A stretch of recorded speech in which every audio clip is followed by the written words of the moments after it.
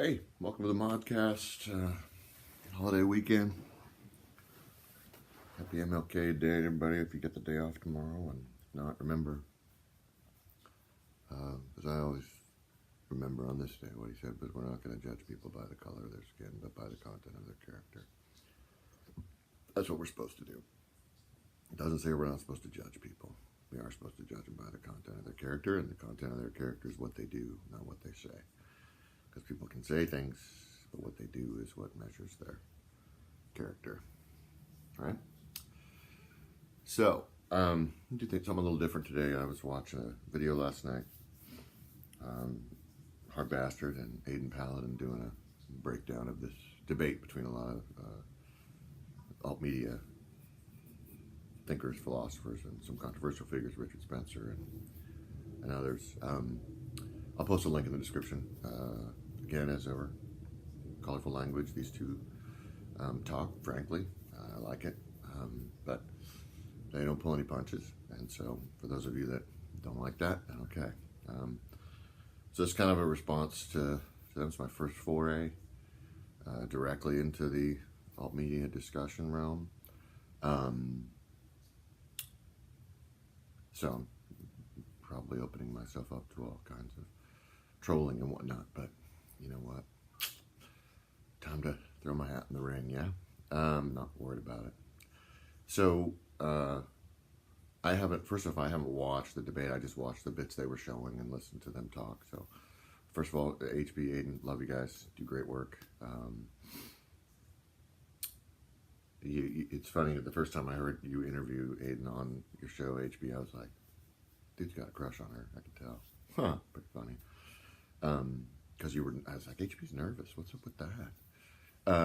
But congrats. I think that's awesome. But, so a couple things I wanted to talk about. And again, for those of you that haven't seen, so essentially the debate was Sargon of Akkad, Stick, Sex, and Hammer, Richard Spencer. Worski was hosting it, from what I understand. I haven't watched much Worski. Watched a lot of Sargon, watched a lot of Sticks. And Spencer I haven't given much attention to. But a couple things I thought in your analysis that might be worth looking at. And first of all, I thought you weren't. I agree with you on Sargon and the laughing thing, that laughing dismissively in an argument, a debate. It's not helpful, right? I mean, oftentimes in discussion with people, you realize the absurdity of their position, but it doesn't help to laugh. And remember, you're not trying to convince them. So, now that being said, the fact that Spencer kept saying, well, this is just autistic, that's not helpful either. You guys noted that. But, it's a funny thing. I think you ought to call Spencer on being dismissive of the intellectual tradition. I know Aydin said times are very different, that Locke and Hume or Paine would have different things to say, right, given now. But I think you're running into one of the core distinctions. And I know Sargon would never call himself conservative, and Sticks wouldn't either. But one of the things about the libertarian ethos is its conservatism is rooted in to me, conservatism is a couple basic principles. One, human nature doesn't change. And two, it's easier to destroy something good than it is to create something good or beautiful or whatever, right? Which I've talked about in previous videos. And the second comes from Roger Scruton, who's a conservative thinker in the UK. But the idea that you would be dismissive, okay? Look, I'm the first one, having spent a lot of time in higher academics and dealt with those things, and I'm the first one to be dismissive of intellectualism, sophistry, that kind of thing, okay? But at the same time, to suggest that those things don't have an impact, especially when you consider, now it's hard for us to imagine, and I know Aydin knows this, but that fewer people had a much larger impact because you had a smaller reading population, less circulation of text, right? So ideas had a far greater influence, both visible and invisible, over the long term. And so the fact that these thinkers influence things is undeniable, okay?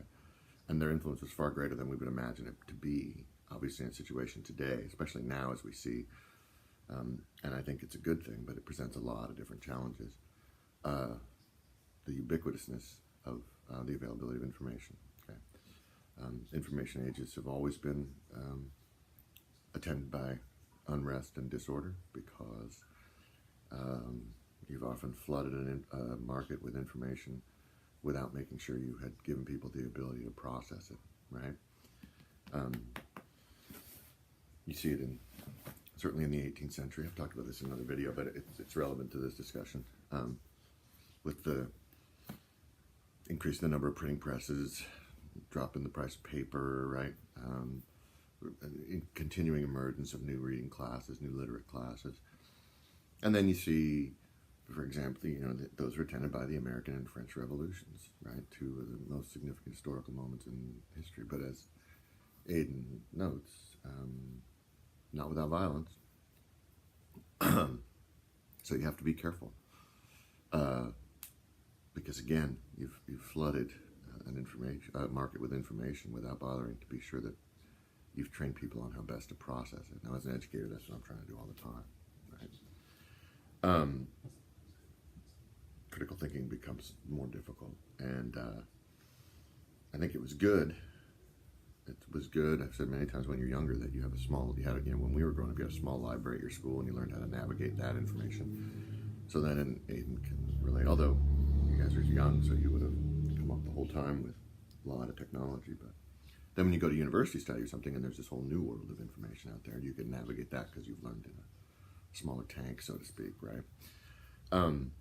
But now, of course, there's just a fire hose, right? You can turn on the thing, and so I watch my high school kids working on papers, and I don't envy them because there's just so much stuff. How are you supposed to, first of all, when I was a kid, I could write a paper on a subject, and it wouldn't matter if somebody in Poughkeepsie, New York had written the same paper. I would learn how to write a paper and argue, and right. Now, later on, I'd find out somebody had already written it, but I would have learned the skills. But now, right, a kid can be accused of plagiarism because somebody wrote something, on the other side of the planet. That connectivity creates new problems and new challenges.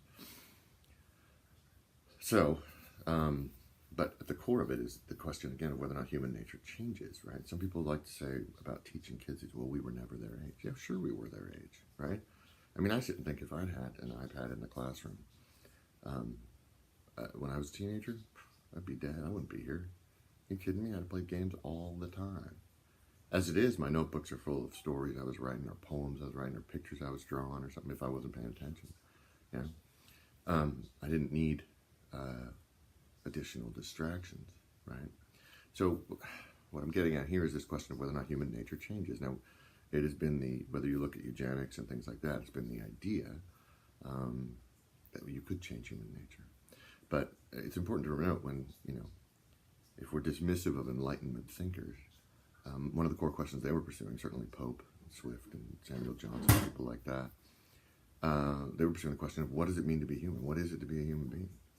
It's certainly not to be perfect, certainly not to be perfectly reasonable, but it's also not to be perfectly emotional and irrational and, we're animals, but we're not animals, right? Now, again, you can say this is all common sense stuff now. But just that surface reading, sure. But they went beyond and dug deeper and, reading those things and understanding. Johnson's Vanity, Human Wishes. And by the way, the Romans have done this too. Juvenal satires and things like that. Now, again, I don't want to be pedantic, okay? But this thing called life, there's no handbook for it, right? The religions have tried, and certain people find things that help them navigate, but it's not going to give you all the answers. You're going to have to figure things out on your own. And so, studying people who've really worked on it and respecting them is important. And when we talk about government, the Federalist Papers, these guys, you want to be dismissive and go, well, that was a long time ago. Okay, but these guys anticipated all this stuff. If you look at what happens with big government, and Aydin knows this, she's talked about big government, taxation, right, empowering. This is all stuff that the Founding Fathers predicted would happen if the system didn't work. And what we're seeing now is that it doesn't work, right? Aydin mentioned all the checks and balances that are supposed to be there. What we're seeing now is people reaping we're reaping the whirlwind, so to speak, of not paying attention to those important divisions and distinctions and boundaries, right? So the legislative, the legislative never should have let Obama get away with the executive orders, but because there were enough people, neocons, and this is what the alt media is great about, is they're going, look, there's difference between the two parties. You shouldn't have been watching that difference between parties. You should have been making sure that difference between executive, legislative, judicial was being maintained, that check and balance. That's where it has to, otherwise power consolidates in one place. Again, this is basic stuff, right? But the Founding Fathers understood that if you didn't do these things, this is what would happen, okay? So going to them and reading them and studying them is not a bad thing, okay? Studying Locke and Paine and those guys. And it's not autistic, as Spencer tries to argue, nor is it irrelevant. I would argue it's exceedingly relevant because, again, human nature doesn't change. And you can look at these things and say, okay, right, this is the deal. The argument that those things don't matter, okay, is often the left argument, the progressive argument, right? Wrong side of history argument, as if history is already written. Yeah, and one of the things that the Enlightenment, I think, looked at was the question of, and you see it in the debates between the ancients and the moderns, and again, these debates don't go away, but if you're going to look at history, as a linear progression from bad to good, okay, so that then everybody else is less than we are, right? Because we know us so much more than they are, so we're so much better than them. Then the glass will always be half empty, because you'll always be thinking, well, we're not as good as we're going to be tomorrow, and you can be bitter and pissed that you're not there yet, right? But the flip side of it, of course, is instead of recognizing the unchanging predicament, right? And that, I think, is why reading those people and knowing them is good. Not, in a sophist way, invoking them to end arguments, right? But understanding with a degree of humility that these guys spend a lot of time thinking about this stuff. And you sit there and say, well, they didn't possibly think about this or that. Okay, how do you know that? I mean, they didn't think about the internet or invention. I get that, okay? But we all understand that things, anybody who has any sense understands that things are going to be different in the future. You can humbly look and go, my moment is but a moment, right? A pinpoint. And I think that's Sargon saying, look, these guys talked a lot about this, and they tried to figure out a way to make it work. And they figured out that the smaller the government, the better. Now, the next argument, so the dismissal of invocation of these authors as sophistry, and I know Aydin was saying, she wasn't as dismissive as Spencer was, but this idea that to talk about them is irrelevant and, that they have no application, that's nonsense and BS. And it's usually marks somebody who just hasn't read them and doesn't want to be bothered or, whatever. And when I say read them, I don't mean you don't have to be a scholar in them, and I don't mean invoke them, There's plenty of people, and this is a pet peeve of mine, who will turn complex thinkers into adjectives, and I know Aydin's seen them in grad school. And I had people in grad school who were, well, this is a Derridian moment of Auerbachian,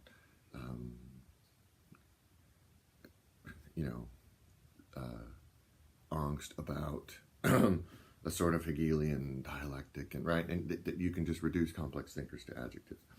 And all the while you're talking to such people, you want to know, well, what do you think, right? And they'll keep going, well, I'm reminded of, Heidegger when he said, okay, stop with that. Just tell me what you think, okay? And so again, I'm against the sophistry part of it, all right? But the idea that you shouldn't be reading these things or shouldn't be studying things when they're the things that shaped the very culture in which you live, the very occasion you have to have the discussions you're having, it's silly. So there's that element of it. Again, I haven't watched the whole debate. This is just an off-the-cuff response trying to dip my toe into the, hey, let's talk to some of these folks about this stuff.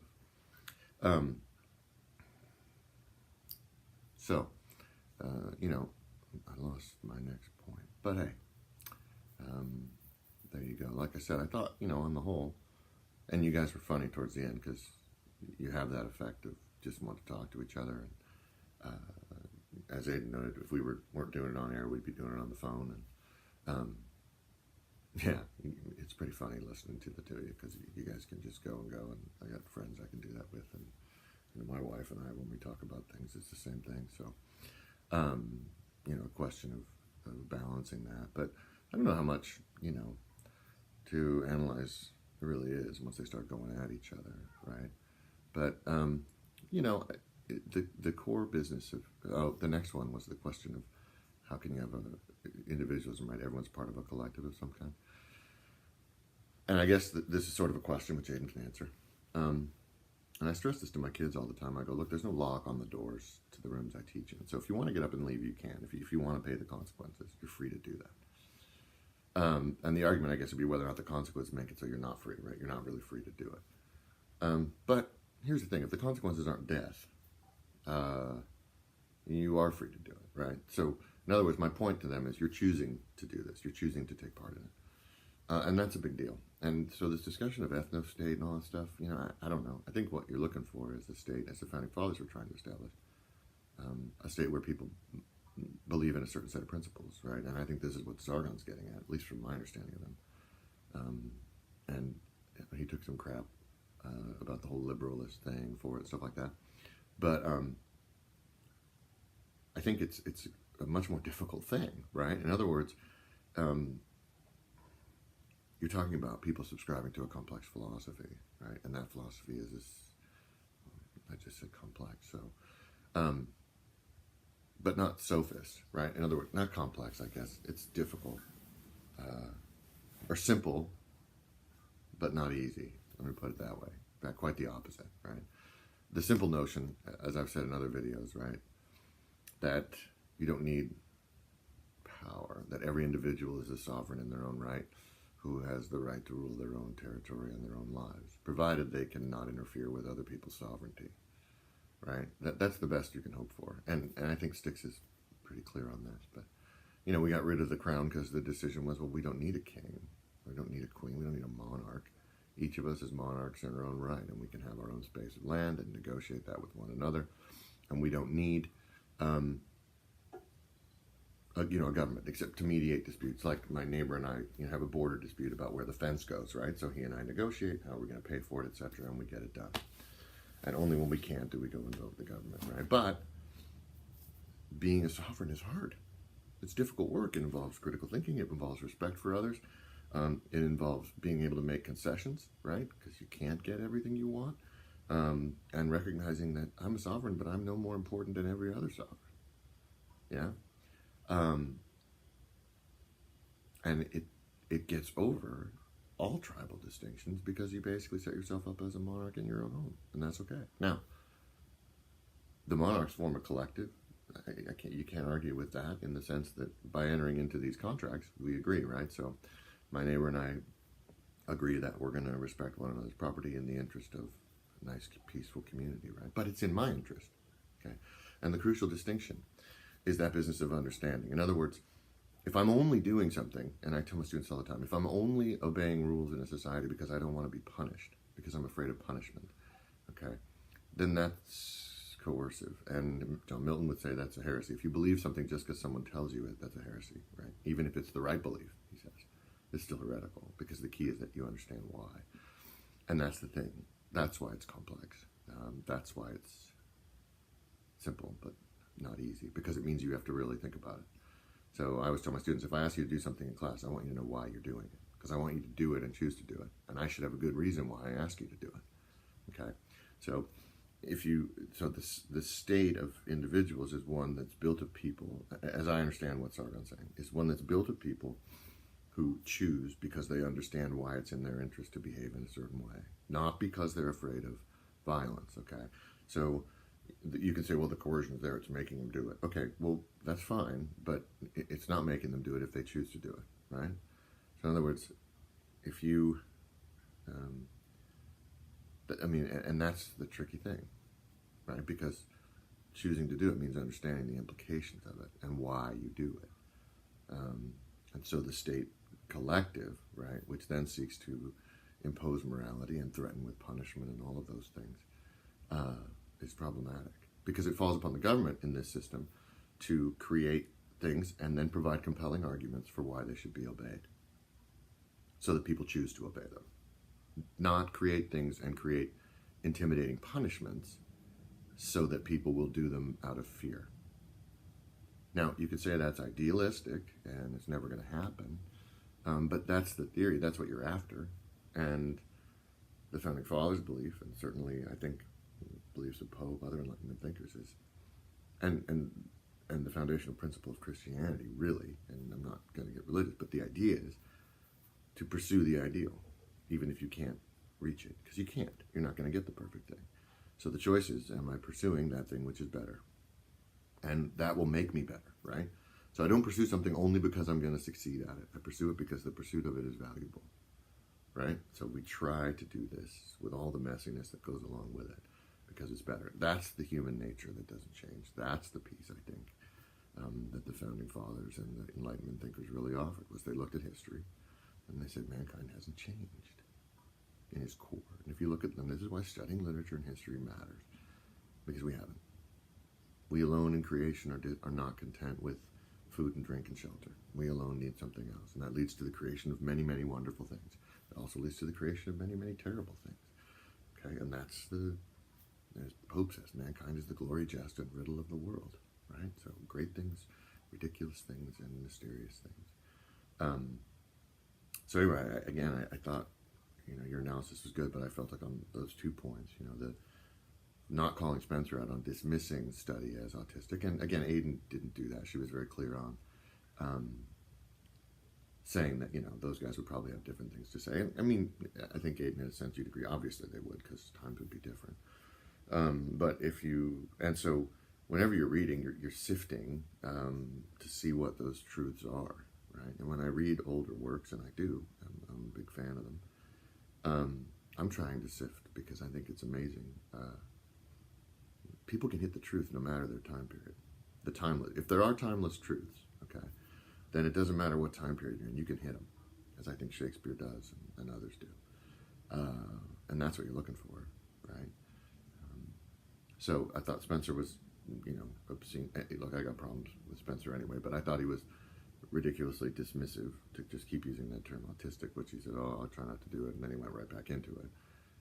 Reveals an inability on his part to understand the difference between sophistry and education and experience and reading. Yeah. And then the other piece was the notion that individuals, that you can't have a state of individualists, right?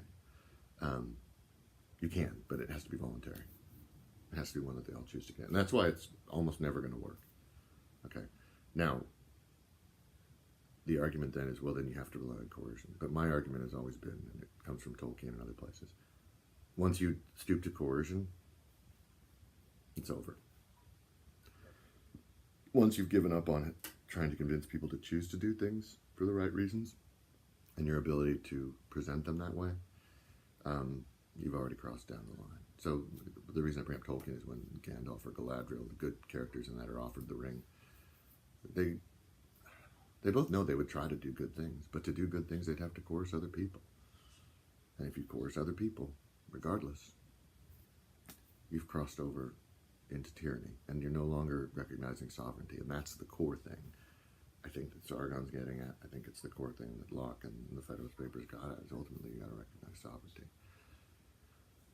Now, there's no denying that issues like race and things like that, even at the moment of the founding, my argument is the Founding Fathers knew it, and they had to deal with it, and they left it to be dealt with in the 1860s. But, yeah, those things change and evolve. But that sovereignty, they founded it on the principle that all men are created equal, and had to deal with the fact that, okay, now we got to make sure that that's what we mean. And we say all men, we mean mankind, including women, and obviously including African Americans, blacks, people of different races. Okay, all people. But that idea is complex, and people have to want it, and not everybody wants it because it's scary. Sovereignty is scary. Being the king or the queen is a difficult thing, and it means giving things up to be a good king or queen, right? If you don't want to be a tyrant. So, anyway, some thoughts on that, and yeah, it just got me going this morning. I had a great paper, so I hope you all are doing well. And again, I welcome comments in the description. Again, I'll try and post a link. I know sometimes HB moves his videos off of YouTube, so if that link goes dead, I'll try and figure out how to access the other one. And if you can help me, that'd be great. So again, HB Aydin, thanks again for all the great work you do. Keep it up, and yeah, hope you all have a good one. Remember, we keep having these conversations because it's a lot more important that we do right rather than just be right. All right, thanks for watching. Cheers.